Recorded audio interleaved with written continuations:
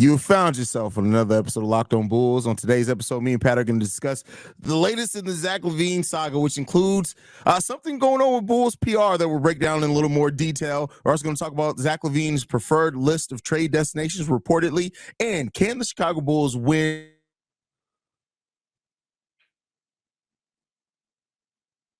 against the Miami Heat amongst... You are Locked On Bulls, your daily podcast on the Chicago Bulls, part of the Locked On Podcast Network, your team every day.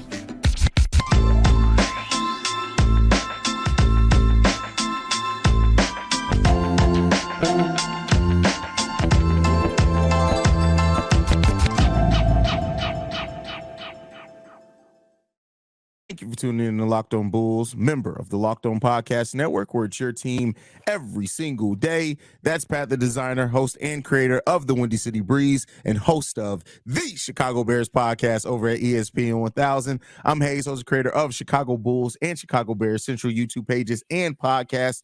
And Pat, man, the one day that we took off last week, God forbid we take off some time and the Bulls don't completely self-implode. Well, the Bulls did get a victory, so there's that. They did get a victory, comeback victory at that after going down 22-1. I saw you blow up on that, by the way. They come back to win the game, but at the end of the game, it's funny that the story can't even be a Bulls win.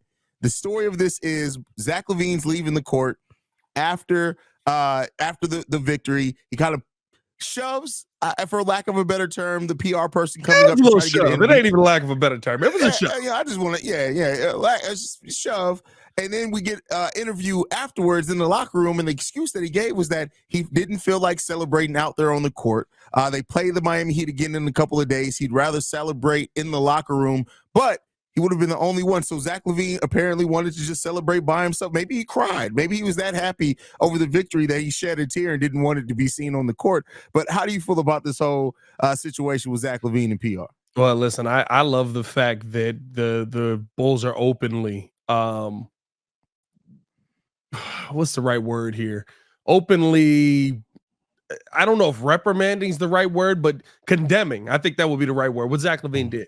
Because, listen, I'm not going to sit here and be one of those old heads like, completely irrepressible, right? Like, at the end of the day, we didn't do that one punch in the face, right? Like, I could care less, right? Like, as long as it's not crazy, it was a shove. It was a shove. It was a good, like, get up off of me. Yeah, I mean, like, if it had been Charlie Murphy, that'd have been a backhand. But I just think that it was one of those situations that, now, remember you called me the other day and you were like, all the dirty laundry's getting out there?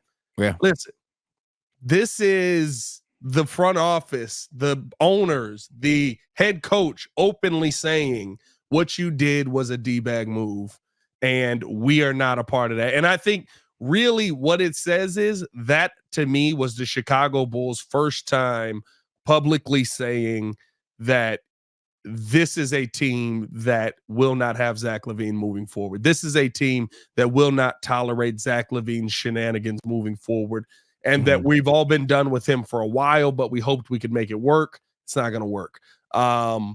I think that, Bulls PR, that is what it is, but the front office and the fact that Billy Donovan was just ticked off at it. Like, what pisses Billy off? I watched this man watch a 20-1 run happen, and he just sat there and chewed bubblegum. Like, what pisses Billy off? It's the shove to the PR department. I wish I saw a little more of that fury on the basketball court, but at the end of the day, it was a dumb thing for Zach LaVine to do.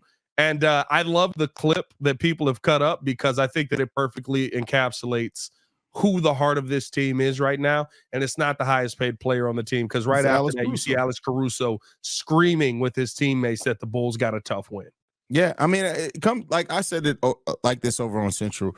I'm not going to say what Zach LaVine's intent or not. I'm not going to speculate on that. I haven't talked to the man, but it simply said it's a bad look. It's a terrible look. And it's in the situation where you are, and you clearly already aren't playing your best so far this season, for the storyline to keep being things that aren't happening on the court, I guess I get that that's always going to happen to an extent in professional sports, but you just don't want it to be something like this. So it wasn't a good look. I think that the comments after it even kind of made it even more, because it's like, I would respect it more. I would have respected more if he just said, "Hey, I didn't want to talk. I don't want to talk to y'all right now. Keep it pushing." Yeah. Like, no, the whole, it was a miscommunication. What's the miscommunication on shoving off somebody? exactly. There's no miscommunication in it. That was you went rogue. Like and he even said like it's already come out. Like this is something standard. Like it's nothing. And they said it was the flagship a sponsor or whatever. Like you can't do that type of stuff. I'm sorry. Like you just can't do it. It's a bad look all the way around. And unfortunately, of course, with the whole trade scenarios and things going on, of course you're going to be painted in even worse light because right now all eyes are on you and how you're handling this situation. Yeah. And you know, and I've even seen people say like the Bulls are they have a smear campaign against Zach. To me, it's not a smear campaign. We saw the actions. You can't say allegedly when it's on camera. We're seeing it. Hey, bro, at least do it in the back room. You know what I mean? Like, at least do it in the locker room, bro. Like, if you go push somebody, like, don't do it on the court where everybody can see you. Like, I don't know, man. It was the Chicago Bulls. Here sums all of that up. Zach LaVine took 10 shots in that game. Yeah. He's done. And the thing is, too, like, the people that say it's a smear campaign, I could see if like Zach LaVine didn't get interviewed after the game, they're also like, hey, the Bulls said that he was supposed to be here and he wasn't. Yeah. That's a smear campaign. Like I said, when you're shooting the worst true shooting percentage of your career on the court and then you do stuff off the court that we see on camera, that's not a smear campaign. That's facts and analysis, my guy. Yeah.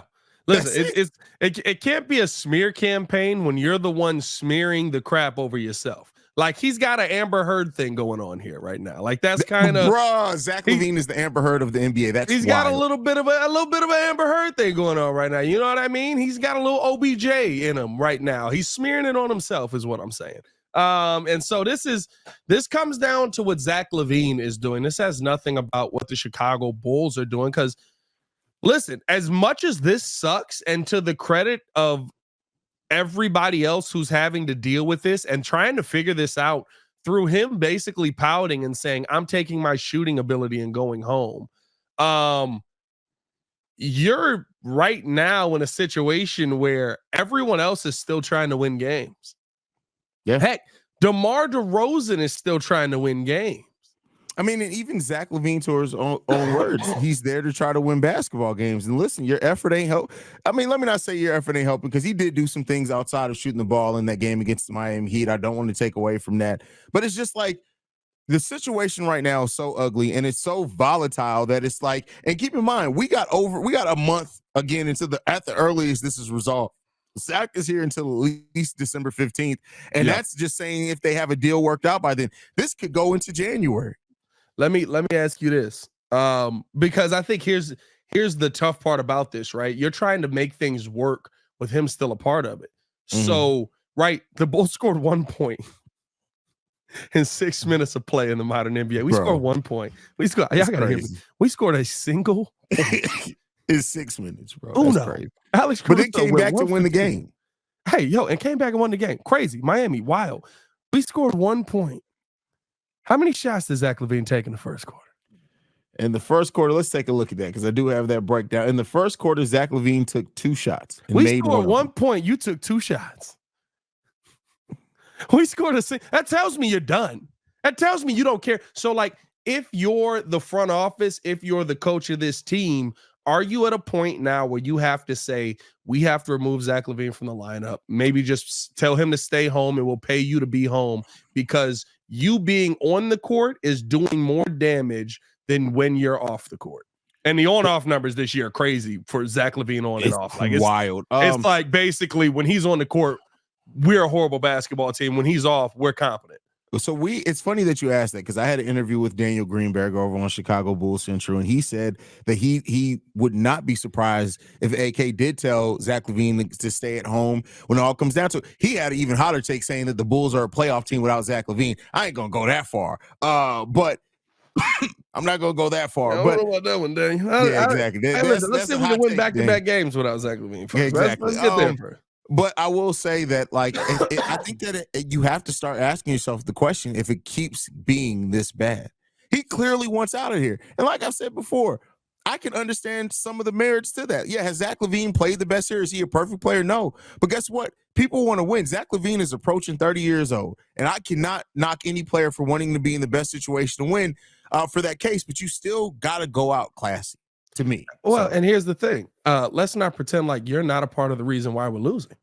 That's a fact. Like that's my biggest thing. Like Zach is acting like everybody else did this. Woe is me. I had no control over this. You played in those games. You missed defensive rotations. You missed defensive assignments that caused the buckets to go in on your head top, right? Like, you're a part of the problem. You can't sit there and be like, hey, listen, I know that everything got blown up over there, but like, I only lit the fuse. But you know what it is? He's so disassociated right now. I'm sure he doesn't think he's part of the problem. He blames his foot for hitting the ball when he's trying to dribble. Yeah. It's like, foot, what are you doing there? You know I'm trying to dribble the ball. How dare you be right there? Yeah, he like Ocho Cinco, except the opposite. His feet do what they want to do. It just doesn't work out for him. Wow. All right, next up, we're going to be talking about this list of Zach's rumored preferred trade destinations after this break. Before we get into that, I got to talk to you guys about one of our sponsors, and that is PrizePicks. PrizePicks is the largest daily fantasy sports platform in North America.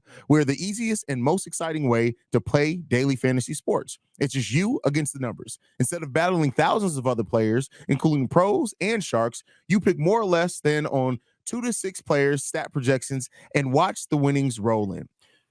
PrizePicks offers weekly promotions that can lead to big payouts like Taco Tuesday. Each Tuesday, PrizePicks discounts select player projections up to 25% to provide even more value. PrizePicks now offers Apple Pay for quick and easy deposits into your account this basketball season as well. Go to prizepicks.com/LockedOnNBA and use code LockedOnNBA for a first deposit match up to $100. That's promo code LockedOnNBA, LOCKEDONNBA for a first deposit match up to $100. I always get nervous when you start spelling. Hey, all right, PAT.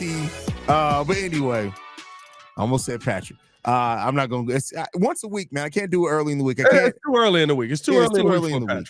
Yeah, I'm sure something crazy is going to happen. But so we have the list, according to Mark Stein, of the destinations that Zach LaVine would prefer to go to.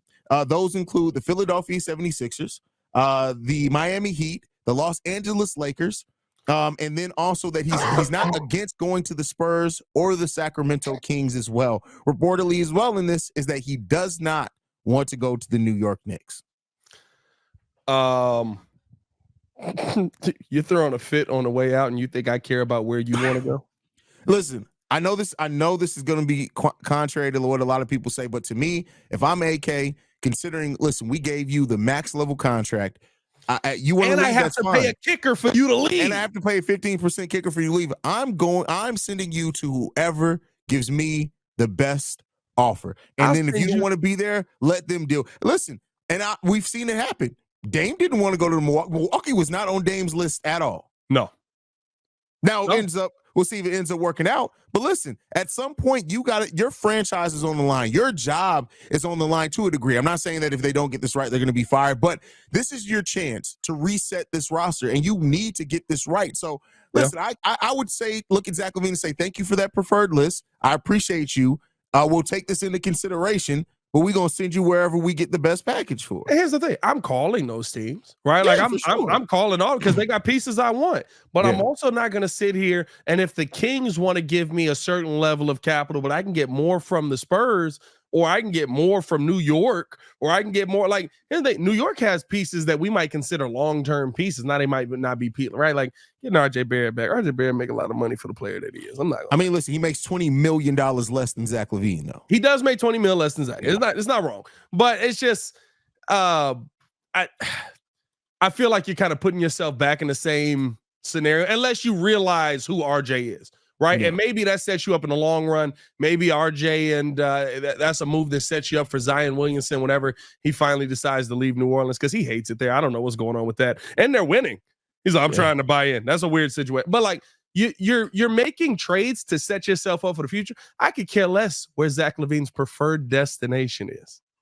Because at this point, now you're throwing a hissy fit on the way out as well. Maybe if it was like, okay, we're going out amicably on both sides and we're both, okay, we're going to do this. I try to get you in a spot that you want to go and still try to get the best package that I can. But I could care less at this point when you want to go out and you want to take your talent and go home, right? You're not even trying on the court. And so for me, I I could care less what Zach LaVine's preferred trade destination is. Who's got the best package? Pause. That was crazy. That was definitely a pause, bro. It was late. The volume was down. You got to throw trade in there. Trade package. You got to throw trade package in there. I almost said most valuable, which would have been even wilder. That would have been a little bit worse there, brother. Yeah. So when you look at the preferred list of teams, who do you think does have the assets that would interest you the most there? You know me. Listen, I'm always interested in the Spurs because I love Devin Vassell. I think we need to make that right. Send them Pat Will too. Send them both. Let them both go down there together. Now they just extended Devin Vassell, so I think for rookie scale extension, it's not the December 15th day. Isn't that because there's a date in January date? That's the January date. It also goes into that.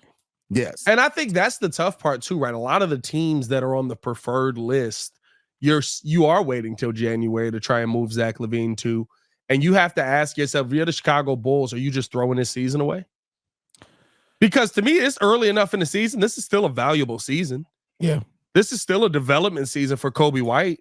Yeah. This is still an opportunity for Patrick Williams to go out there and maybe finally figure something out. This is still a development season. Julian Phillips, we talked about it beforehand. He's been killing it in the G League. Maybe he's able to get minutes. Like, you can't just throw this season away. There's 71 more games to go. Yeah. Oh, no, 69 now, right? 68 now, I think. 68 now, something like that. There's a lot of basketball left. Yeah, you just wanted to say 69. That's okay. I don't judge you. Nice. Hey, you seen Giannis on 69? That boy was crazy. He said, I shot 69% or something like that. And then he was like, well, that's a good number. I like that number. I was like, you freaky. That's why they call you the Greek freak. That's funny. Looking at it, though, the Spurs have something that no other team can offer.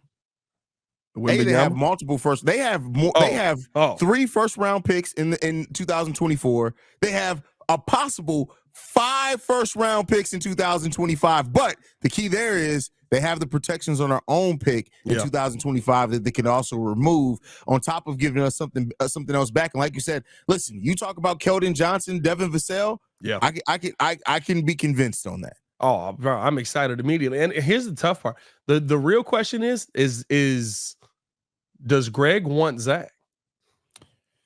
That's the question there, like, right? Yes, Zach's the number 2 on that team. Yeah. But does Greg want Zach?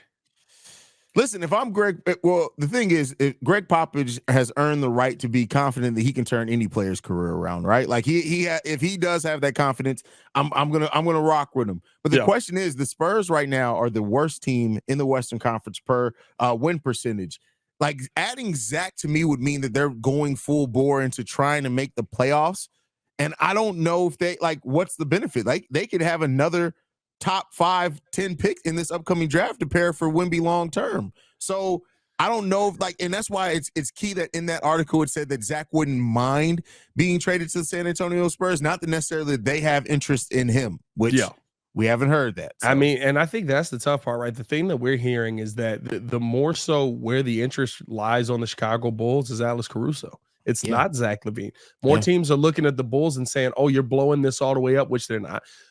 You might as well, you might as well send us Alex Caruso. That's where you're getting the more capital right now, which is crazy to say. But there's more teams that are willing to bid on AC than I think you have right now for Zach LaVine. And of course, teams are going to want Zach. I ain't gonna lie to you. I think the Clippers are going to be in on this as well. You think the Clippers will be in on this? They just trading stuff at this point, bro. I really think they just gonna be hey, man, that's a 2K move. Like, we traded for James Harden. Now we're gonna wait the 30 days, then we're gonna move James Harden. Like, that's a 2K series. Bro, I wouldn't be surprised if they traded Russ. That's crazy. I wouldn't be surprised, bro. Like, I think they just doing 2K trades, bro. They just like, hey, man, we just gonna try trading something and see if Ty Lue can figure that out. Maybe they trade us Ty Lue. Listen. You know what? The ultimate thing, trade Billy Donovan along with Zach LaVine, so we still got to deal with Billy Donovan. They got to still deal with each other, bro. They hate each other. I'm not going to lie to you. Hey, don't hit. Now, this is a much long-term, you dig? But because of the secret extension, don't be surprised if Billy get traded. We've seen that where guys have long-term contracts, and it's like, well, I'd rather coach over here, and they actually trade the coach. Didn't Doc get traded? Yeah, but there's only 2 coaches that have ever been traded in NBA history. So no, Doc got traded. Doc got traded, and then it was Jason Kidd got traded. I think that's it, bro. I feel like there's more. Didn't the Bulls trade a coach? Didn't we trade Vin? Okay, there were 5 coaches that have been traded. Mike Dunleavy Sr. was traded from the Los Angeles Lakers to the Milwaukee Bucks. Pat Riley was technically traded. I didn't know this. He was traded from the New York Knicks to the Miami Heat. I didn't even know that. Yeah. Steve Van Gundy was traded from the Miami Heat to the Orlando Magic, and then it's Doc Rivers and Jason Kidd. Those are the 5 coaches that have been traded in NBA history. Billy, hey, it's a lot of recent names on there. Make Billy Donovan 6, bro. That's hilarious. Who we trading them to, though? That's the tough part. Who's the Billy Donovan trade to? Listen, you got to be petty. Send him with Zach. I don't care. Send him out with Zach. Trade him back to OKC. You just send him with Zach. You just trying to send him with Zach. No, we trade Zach first. We get into the Billy extension, and then we trade him to Zach. Yeah, there you go. Hey, man. Let's get into this final topic. Let's actually talk some basketball. Before we do that, we do got to tell you guys about FanDuel. Listen. Score early and often this NFL season with FanDuel, America's #1 sports book. Right now, new customers get $150 in bonus bets with any winning $5 money line bet. There's $150 if your team wins. If you're thinking about joining FanDuel, there's no better time to get in on the action. Let's look at FanDuel here real quick, man, because FanDuel be having some very interesting deals going on, especially, I mean, when you pull up the first page here, the parlays are already there to go. Let's see. TJ Hawkins. Oh, no, here it is. For Monday Night Football, Danielle Hunter to record 1 sack in the third quarter. Patrick Surtain to record 1 interception in the third quarter. Josh Dobbs, 75 passing yards in the third quarter. A third quarter player prop. Hey, and they're all gross. Josh Dobbs might get 75 yards. And Danielle Hunter could get a sack. Surtain is gross, though. That was the gross one. Hey, man. The app is so easy to use. There's a wide range of betting options that include spreads, player props, over-unders, and more. So visit FanDuel.com/locked on to kick off the NFL season. FanDuel, official partner of the NFL. All right. Intro music. I don't know why the music didn't want to play. But right, with man, that said, it's pushing off the PR person. Hey, that's hilarious. Can the Bulls get back-to-back wins against the Miami Heat? Through everything that's going on, Pat, how you feel about the Bulls taking on the Miami Heat tonight?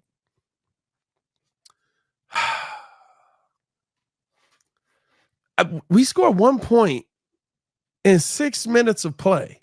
Yeah. And we won the game. Miami was on a 7-game win streak, I believe, and just did not look like the Miami Heat. Now, the Bulls defense is still, right, for everything that we can say about this team, the defense is still one that's just like, I can see why they rank the way they do, right? They force turnovers, they get out, they have active hands, they can always get themselves back into a game. I mean, you held the Miami Heat to 97 points. This Bulls defense to me is still legit, but you scored 1 point in 6 minutes. This offense, this has to be the worst offense we've ever seen in a Bulls uniform. I don't know, bro. Bro.